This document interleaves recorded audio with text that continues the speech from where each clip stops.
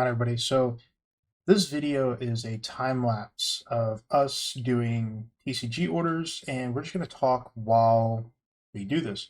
So part of the business aspect that you don't see a lot from the YouTube channel is that we are a top-rated seller on TCGPlayer, and today we're going to be filling 25 orders. And as we do that, we're going to be talking about what the shows were like and just kind of like updates about the shows. So as you know, we did 2 live shows Saturday and Sunday at Westminster Town Mall at the old Sears building.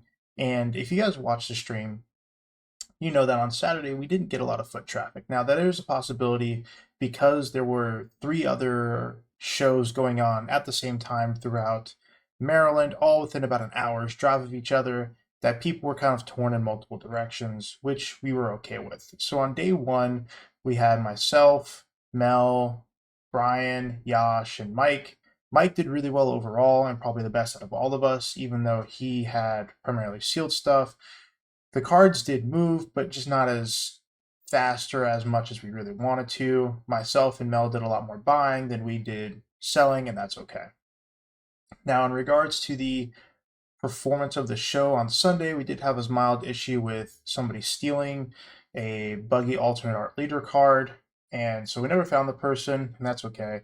Just at the end of the day, we are going to have what we have, and that's that people are just going to be themselves, whether they're good, bad, or indifferent, and that's part of the game.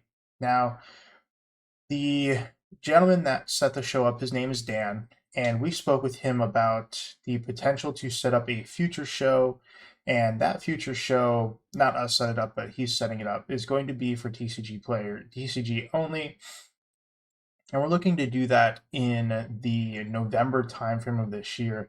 And I'm going to be helping him attract larger content creators to the show in order for us to get a larger and wider attraction.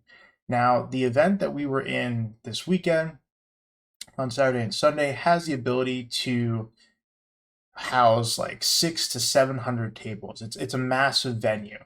And so if we could get a trading card convention going on in that aspect of our state, I think that it would be a wonderful opportunity for a lot of great people to bring the community together and really have a great time doing so. Now, what we're trying to do is set up a event where people can enjoy the collectability of the game and enjoy the ability to get good deals and not be ripped off by scalpers and so on. And so, as you know, scalpers have been very, very prevalent in the Pokemon community, and it is depressing. One of the most annoying things of the current state of Pokemon is that I can't take my son, my oldest son, and as you've seen the videos right now, they're eating breakfast. I can't take him to a store and buy him Pokemon cards anymore because there's just none on the shelf. So I could take him to an LGS, and yes, I could do it that way.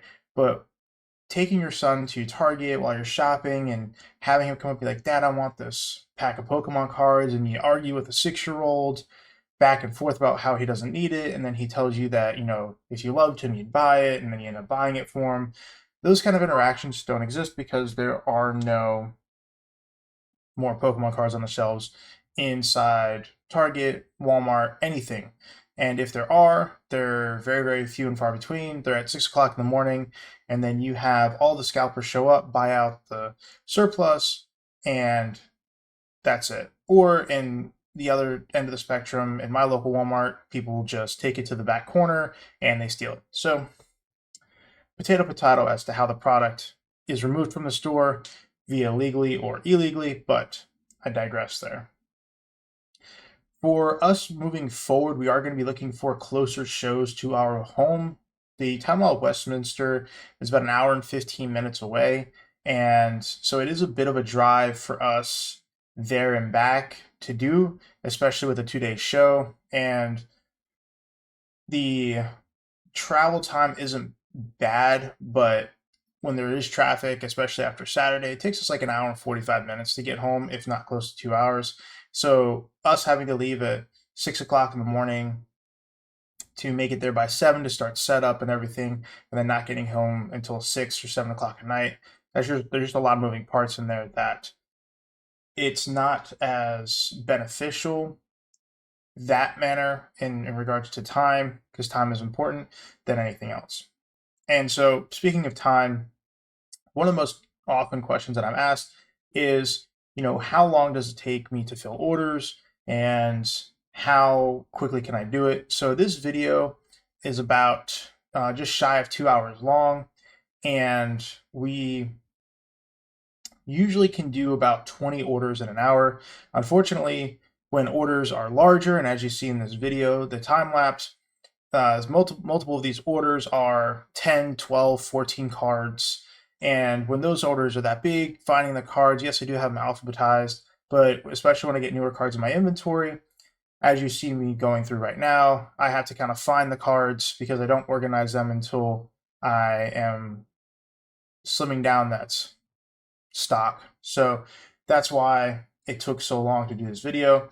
Now, when we get going and we can do those things that we need to do, like just do one or two cards, these orders kind of like fly off the shelf.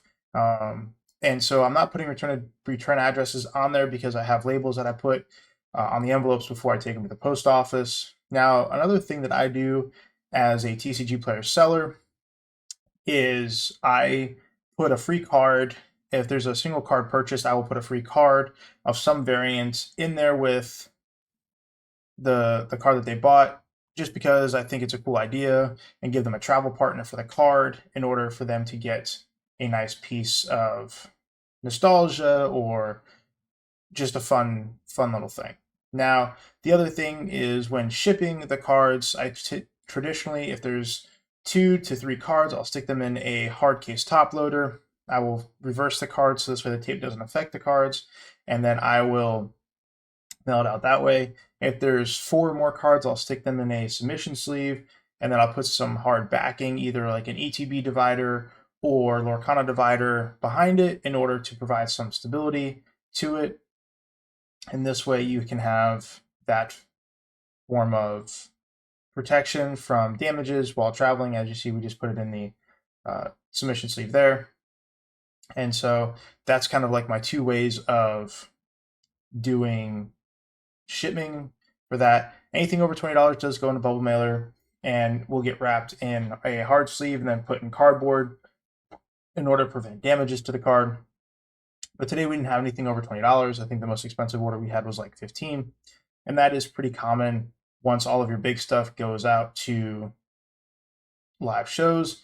Then you are left with listing all the other stuff on TCGPlayer, which is fine. If you guys don't sell on TCGPlayer, the overall profit margin, you're going to pay about 12% in fees, and that's just because they cover all the taxes and everything like that, and that is pretty common practice for that company. Now, in the market, you also have eBay that charges about the same thing. So just food for thought if you guys do decide to sell on TCGPlayer. Now, the difference between TCGPlayer and eBay is that TCGPlayer does not give you labels. eBay does give you labels, but the eBay labels that are under $20 do not come with any form of insurance. So again, food for thought. Again, this is a time-lapse video of a top-rated TCGPlayer seller with 4 kids, and you see my wife and son doing homeschooling in the background. So those distractions often do take time away as well, but not in a bad way. It's just how things are. I hope everybody enjoyed this video. Thank you so much for tuning in, and let us know if you want to do another one.